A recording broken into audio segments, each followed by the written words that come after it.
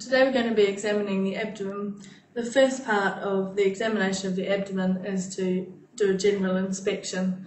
The things that we're looking for are jaundice, pallor, spider nevus, pigmentation, any gynecomastia or paucity of body hair.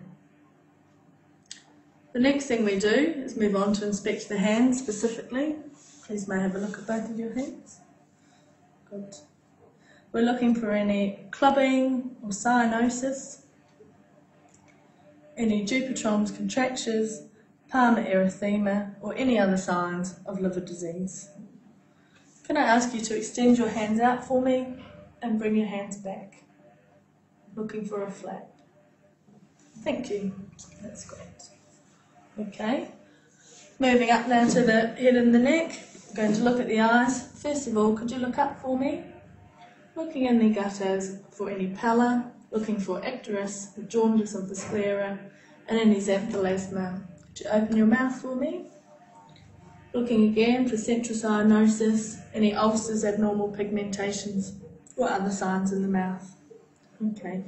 Moving down now in our inspection, looking again at the chest, noting for body hair, any gynecomastia, or more spider nevi on the trunk. Moving down now, we come to our inspection of the abdomen itself. The things that we're looking for here are any abnormal distension, any masses, any distended veins, or any abnormal pulsations. Now we'll move on to the palpation of the abdomen. For this, it's important to get down on your knees so that you're at the right level for palpation.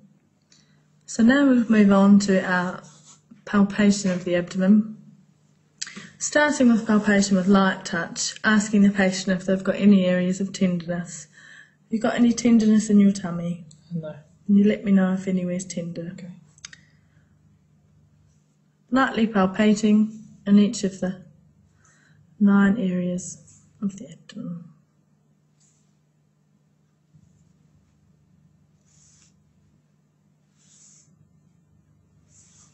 Now to move on to our deep palpation, we'll firstly be palpating for the liver, starting in the right iliac fossa. Could you take a deep breath in and out for me, please?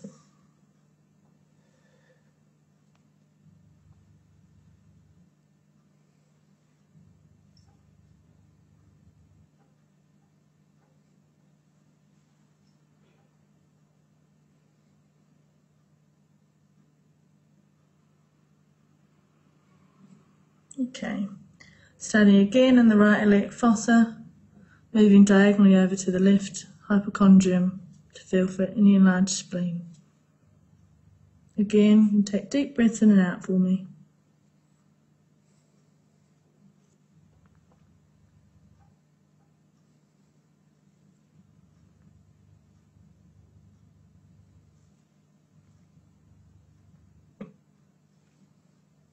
Good.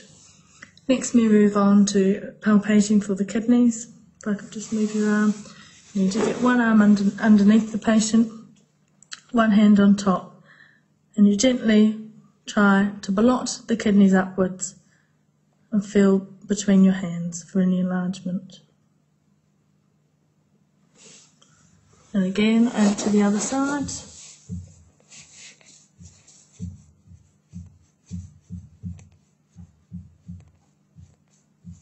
Okay. Finally, palpate for any aortic aneurysm.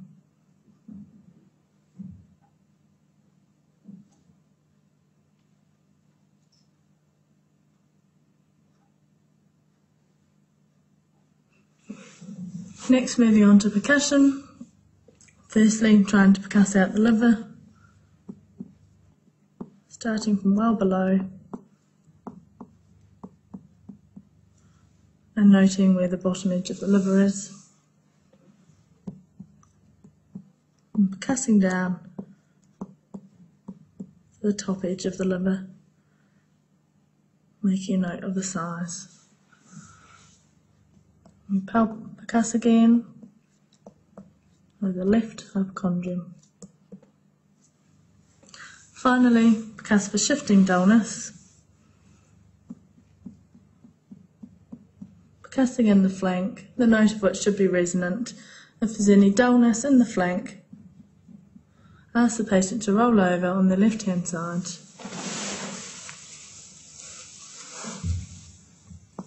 and percuss again to ensure the dullness has shifted.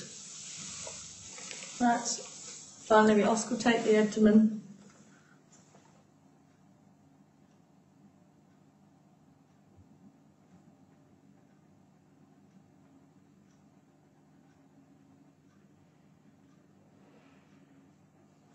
That's great. Now we can ask a patient to sit forward. Would you mind to sit up for me? With the patient sitting forward, inspect the back for any renal scars and auscultate for any renal bruits.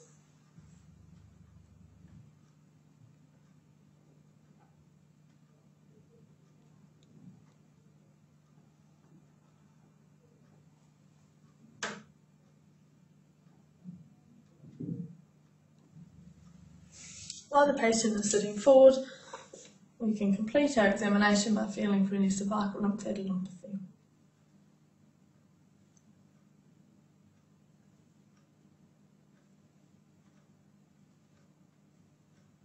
That's good. The final part of the abdominal examination involves an examination of the inguinal area, looking for inguinal lymphadenopathy, an examination of the external genitalia and a rectal examination.